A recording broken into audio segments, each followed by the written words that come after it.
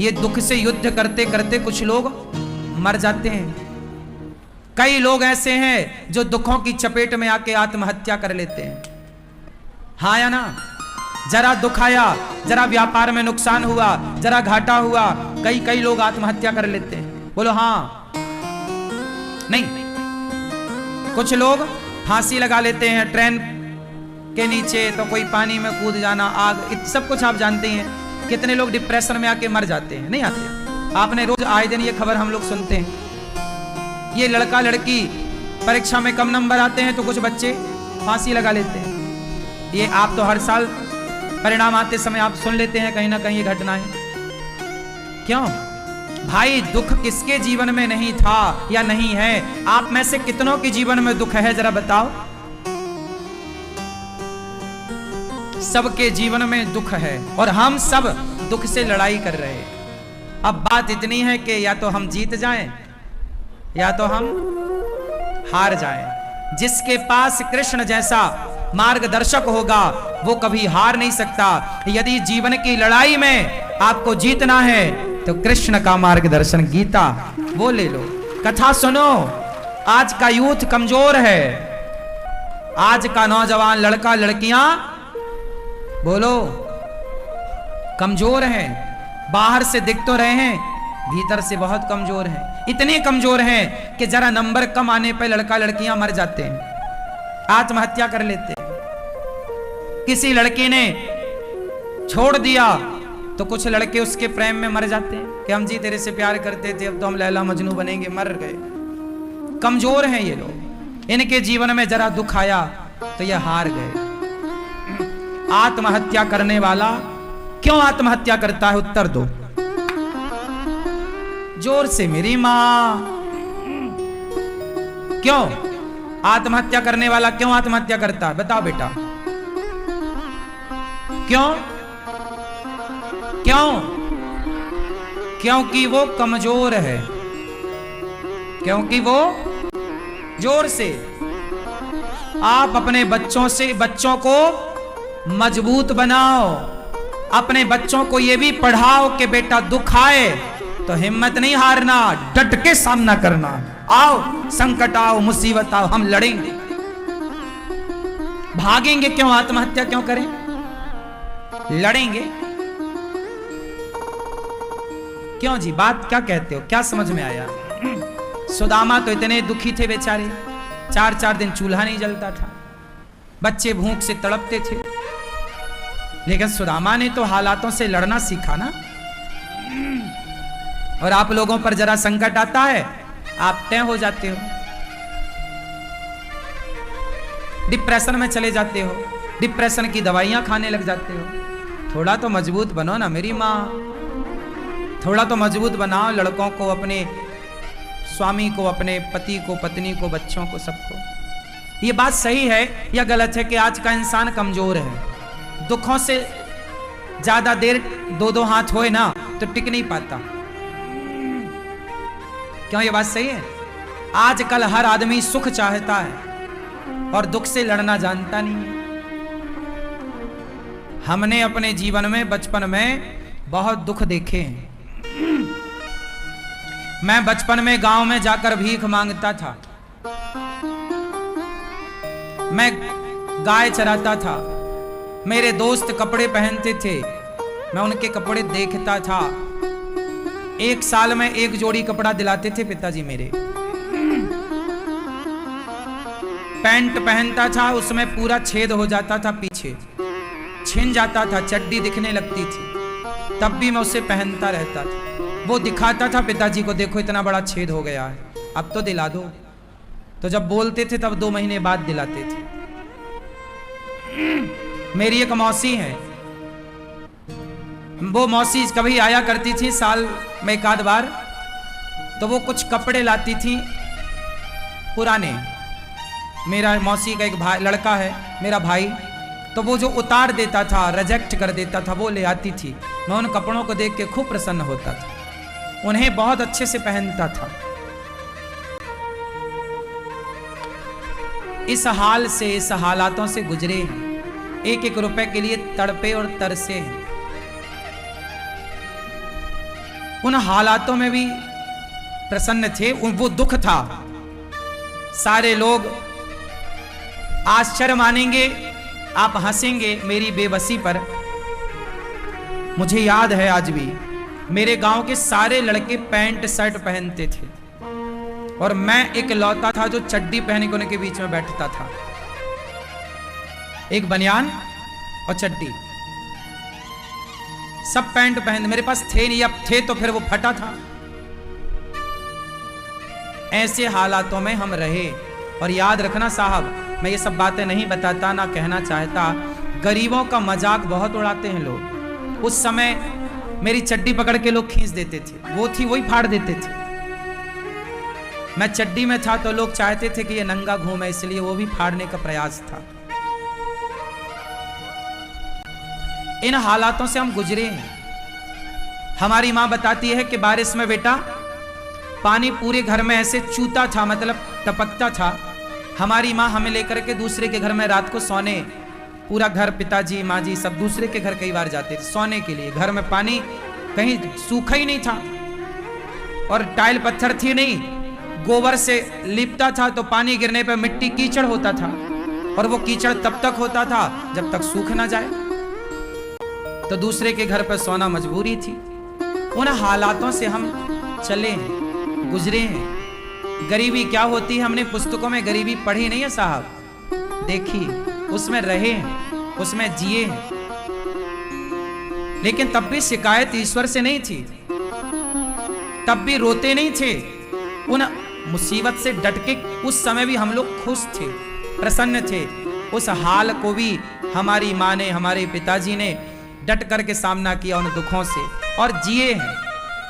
आत्महत्या का मन नहीं बनाया कि चलो जी अब तो कुछ नहीं, हम मर जाते हैं।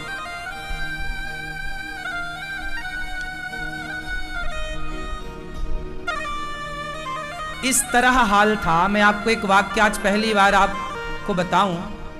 मैं बहुत छोटा था। हमारे गांव में जब कोई मरता था ना तो उसको जलाने के लिए लकड़ियां गांव भर के लोग चंदा करके जुटाते थे। ये परंपरा रही है पहले कि जब कोई मर जाता था तो सब लोग ना अपने घर के बाहर दो दो लकड़ी मोटी मोटी रख दिया करते थे, तो वो ले जाया करते थे और चिता पे फिर उसको जलाते थे। मतलब इस तरह आलम था कि जब कोई मरता था तो उसको जलाने के लिए लकड़ियों का भी चंदा होता था, मतलब सबसे मांगी जाती थी। एक बार की बात है, मैं गाय चरा के लौटा था, शाम को 5 बज रहे होंगे, 6 बज रहे हो। मैं बहुत पुरानी बात है ये, जब मैं बहुत छोटा था। ये तब की बातें हैं जब मेरी आयु 13-14 साल की थी। एक दिन मेरी माँ ने अचानक मेरे से एक बात कह दी। एक दिन मेरी माँ ने कहा, मैं आया था गैया लेके, गैयों के पास खड़ा था, बांध रहा था उन्हें, तभी कोई गांव में मरा होगा तो लोग लकड़ियां देते हैं। तो मेरी माँ ने मेरे से बोला कि बेटा मैं मर जाऊं तो तुम गांव भर से लकड़ियां इकट्ठी मत करना। ये मेरी माँ ने बोला। मतलब मेरी माँ को इस बात का डर था कि हम लोग इतने गरीब हैं कि हम लोगों के पास तो मर जाएं तो लकड़ी भी नहीं है जलाने के लिए, चिता जलाने के लिए। इस तरह की गरीबी से गुजरा हूं मैं। मेरी माँ ने ये बात कहा तो मैं माँ की ओर देख के मुस्कुरा दिया था, मैंने कोई जवाब नहीं दिया था। तब क्या कहता मैं तो खुद भी बच्चा था। लेकिन हर माँ बाप के एक सपने होते हैं। ये बच्चे आजकल जो लड़का लड़कियों में उलझ जाते हैं, अपना जीवन बिगाड़ लेते हैं, ये समझते नहीं है कि एक संतान के प्रति माँ बाप का कितना सपना, एक अरमान होता है, कितने सपने होते हैं माँ बाप के, और माँ बाप के उन सपनों को पूरा करने के लिए हमारा जीवन होता है, माँ बाप की सेवा करने के लिए होता है। तो मैं आपको ये बातें सिर्फ इसलिए बता रहा था कि आप लोग शायद इस दुख से ना गुजरे हों। मैं गुजरा हूं इन दुखों से, लेकिन हम लोगों ने उन दुखों को लड़ करके उन दुखों से विजय पाई है। आज आपको ये सब दिखता है, व्यक्ति की कामयाबी खूब दिखती है लोगों को, लेकिन व्यक्ति के पीछे का संघर्ष कभी नहीं नजर आता, ना कभी कोई देख सकता, ना कोई देखना चाहता। उस दौर को जब हम याद करते हैं, एक तो याद नहीं करते, वो तो प्रसंगवश आपसे हमने आज पहली बार ये बात कह दी। हमारे यहाँ साधु संत जब गांव में आते थे ना, तो मेरी आदत थी मैं संतों को पकड़ के घर ले आया करता था। एक दिन मैं 8 संतों को घर ले आया। माँ ने कहा कि बेटा, उस समय 11 से 12 बज रहे थे, 11-12 का बीच, और उस समय हम लोग घर में सब खा चुके थे।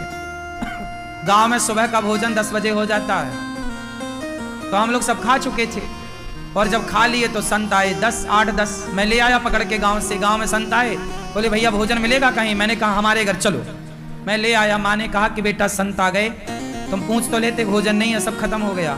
2-4 रोटी बची रही होंगी, अब खाने के बाद कितना बचता है, जरा सा एक आदमी हो तो आदमी हो भी जाए, पर 8 साधु थे। तो मैं तुरंत मांगने चला गया। सोचिए, ये था कि द्वार पे कोई आ जाए ना तो तुरंत मांगने जाना पड़ता था। तो मैं पास के पड़ोस में मौसी के घर, मौसी मतलब गांव में जितनी होती हैं ना, वो बुआ होती हैं या मौसी होती हैं या चाची होती, गांव में यही परंपरा है। मेरे गांव में सभी को मैं मौसी कहता था या चाची कहता था या बुआ कहता था, क्योंकि गांव का यही रिवाज था। तो मैं मौसी के घर, सामने घर था घर के, तो मैं मौसी के घर आटा मांगने गया। मौसी जरा आटा दे दो। गांव में यही होता है, आपके घर में नहीं है तो आप आटा मांग लाते, जब आपके घर होता है तो आप वापस कर देते हैं। तो हम आटा मांग के ले आए। तब हमारी माँ ने थोड़ी पूड़ी बनाई, थोड़ी साग बनाई और थोड़ा खीर, दूध घर में था, गाय थी तो चावल की खीर, तो खीर पूड़ी संतों को परोसी। और जब संत भोजन कर रहे थे ना, तो मेरे मन में एक सपना चल रहा था कि मैं बड़ा होऊंगा तो कभी ऐसी सेवा करूंगा कि कोई भी संत आए अन्न क्षेत्र लगाऊंगा, ताकि कोई भी आओ सबको पेट भर भोजन मिले। ये तब की बात जब मैं 14 साल का था, जब मैं दूसरों के घर से आटा मांग कर सेवा करता था। तब की ये उम्मीदें थी मन में, भाव थे कि कोई संत आएगा तो भोजन कराऊंगा। ऐसा मेरे मन में एक सपना था। मेरे को भोजन कराने का बड़ा शौक था बचपन से। लड़कों को आजकल ना गाड़ी चलाने का शौक है, किसी को मोबाइल का शौक है, किसी को घर बंगला बनाने का शौक है। मुझे सेवा का शौक था बचपन से कि अन्न, कोई आए सबको भोजन। मैं जब किसी को भोजन करते हुए देखता हूं ना, बड़ी शांति मिलती है कि चलो ये आप खा रहे हैं, देखते रहो बस। लोगों को खाते हुए देखना अच्छा लगता है। इसलिए गौरी गोपाल में मेरे उस बचपन के सपने को मेरे भगवान ने पूरा किया। देखिए मेरी क्या औकात है कि मैं पूरा करूं। आज गौरी गोपाल आश्रम में हजारों संत रोज भोजन करते हैं, और कोई भी आता सबको पेट भर भोजन मिलता है। बताओ, मैं सपने देख ही तो सकता था, मेरी काबिलियत तो नहीं है कि मैं पूरा कर लूं। हम तो ठहरे भिखारी। क्या औकात थी हमारी, क्या औकात है हमारी, क्या हैसियत है। लेकिन कहते हैं ना, विश्वास रखिए भगवान पर। देर लगती है ईश्वर के घर, अंधेर नहीं है साहब। ईश्वर के घर देर है, अंधेर नहीं है। वो सबके दिन देख रहे हैं, वो सबके दिन देख रहे हैं। आज बुरा है तो कल अच्छा भी होगा, और आज अच्छा है तो घमंड ना करिए, सबकी भलाई करिए तो और अच्छा होगा। पर यदि आपने रुतबा दिखाया जरा धन दौलत का, तो पलटते देर नहीं लगती साहब। मैंने कितने करोड़पतियों को रोडपति बनते देखा है इन्हीं आंखों से। मेरी आयु 33 साल है साहब, मेरी माँ, लेकिन इस कम उम्र में भी मैंने जितना संसार देखा है, शायद आज का यूथ, आज का बच्चा इतना नहीं देख पाएगा। जो जितना संघर्ष करता है ना, वो उतना मजबूत होता है। संसार का कोई भी दुख मुझे पराजित नहीं कर सकता, क्योंकि मैंने इतना दुख देख चुका हूं कि अब उसके सामने कोई दुख है ही नहीं है। इसलिए दुखों से अगर चोट खाई ना होती तो कन्हैया तेरी याद हमें आई ना होती। आज प्रभु याद हैं तो शायद इसलिए कि दुखों से गुजरे हैं। इसलिए भगवान करें आप कभी दुखी ना हो, आपकी कभी स्थिति प्रतिकूल ना हो। भगवान आप सबको धन धान्य से भरें। लेकिन एक बात कहूं, कभी धन का घमंड ना करना साहब। 4 पैसे हैं तो ईश्वर ने कृपा करके आपको दिए, समाज की सेवा के लिए, दीन दुखियों की सेवा के लिए, घमंड के लिए नहीं दिए। घमंड तो रावण का नहीं चला जिसकी लंका सोने की थी, तुम्हारे घर तो माटी के है ना। मेरा मन कर रहा मैं थोड़ा रो लूं, पर अभी समय नहीं है रोने का, फिर कभी रोएंगे, है ना।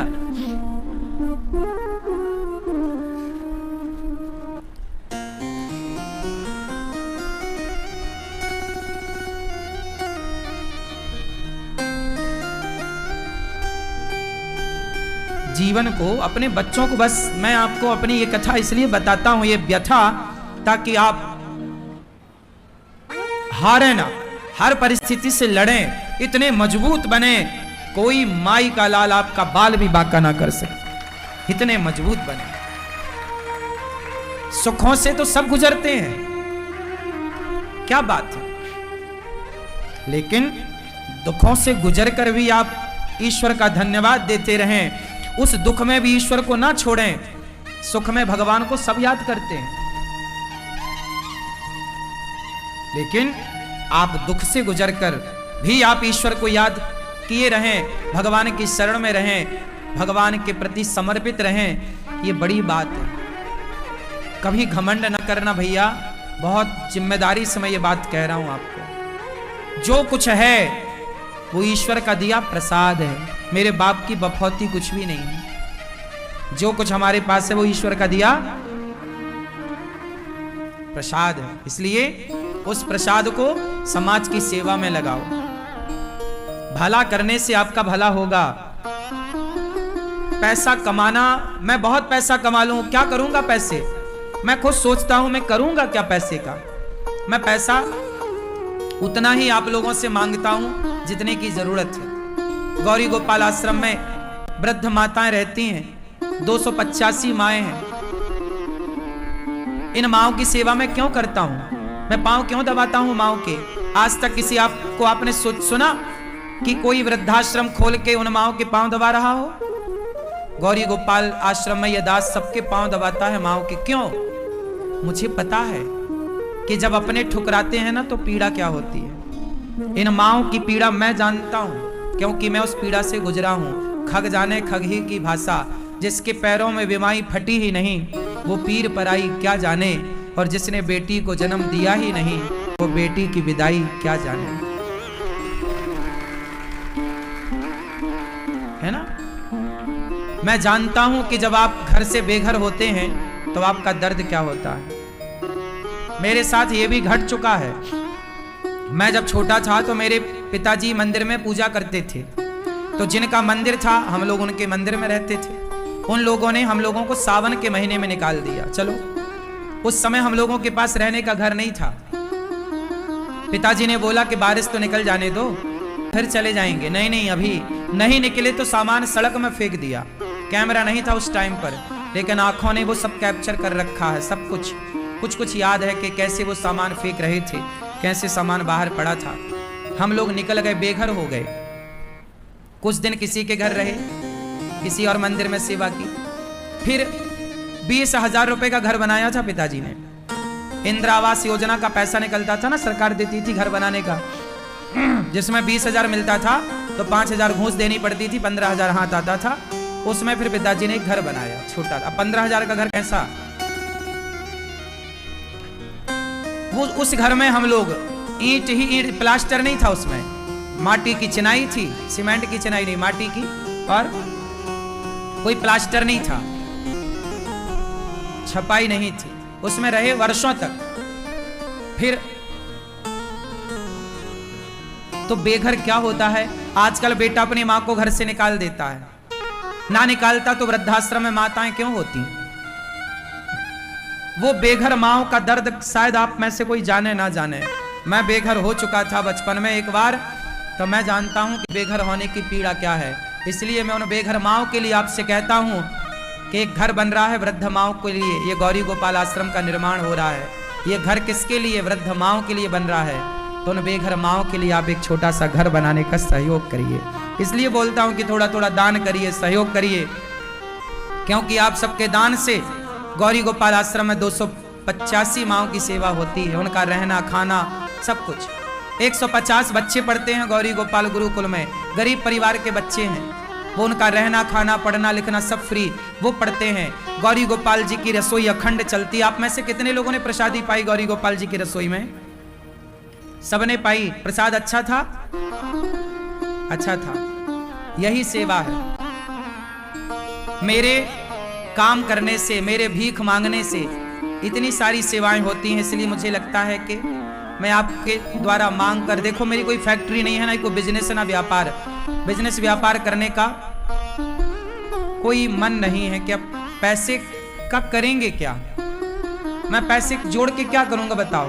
मेरा अपना, मैं तो अपने लिए घर में नहीं बनाया आज तक। 9 बाई 12 का कमरा है, चल के चेक कर लेना, आप सब देख सकते हैं, जिसमें मैं रहता हूं। जिस कमरे में माताएं रहती हैं ना, जैसी कमरे में व्यवस्था, जिस कमरे में माताएं, उनसे भी एक छोटा सा कमरा है जहां हम रहते हैं। ठाकुर जी और हम दोनों ही रहते हैं, हमारे कन्हैया और हम। आप चेक कर लेना, मैं किसी को मैं असत्य नहीं कहता। जितना करता हूं, जो कहता हूं वही कहता हूं। मैं झूठ बोलने से बचता हूं। झूठ बोल के पाऊंगा क्या, फायदा क्या होगा। मैंने आज तक घर नहीं बनाया अपने लिए, कि क्या जरूरत है। माँ के लिए बनाता हूं, जो कुछ बनाता हूं कि मेरी माएँ सुखपूर्वक रहे, बस मेरे द्वारा किसी को सुख मिल जाए। आपका सुख ही मेरा सुख है, आपका दुख ही मेरा दुख है। अब मेरा अपना सुख सुनो, मैं बचपन में, पता नहीं भगवान ने मुझे सब चीजों के लिए बचपन में मैं तरसा तड़पा। आज उन सब चीजों को भगवान ने खूब दिया। जीवन के 2 पहलू होते हैं। शुरुआत में यदि आपको दुख मिला है ना, तो अंत में आपको सुख मिलेगा, और शुरुआती में आपको सुख मिला है तो अंत में दुख मिलेगा। यही है जीवन का सिद्धांत। मैं पढ़ने जाता था दूसरे गांव, तो एक बार मुझे समोसा खाने का मन हुआ। समोसा 1.5 रुपए का आता था उस टाइम पे, मेरे टाइम पर 1.5 रुपए का एक समोसा। वो मेरे पास 1 रुपए था। मैंने मांगा कि भाई साहब एक समोसा देना, तो उसने बोला 1.5 रुपए लाओ। मैंने कहा 1 रुपए का दे दो, मना कर दिया उसने, समोसा नहीं दिया उसने। मैं जिद किया तो उसने मेरे को हाथ पकड़ के बाहर कर दिया दुकान से, चल।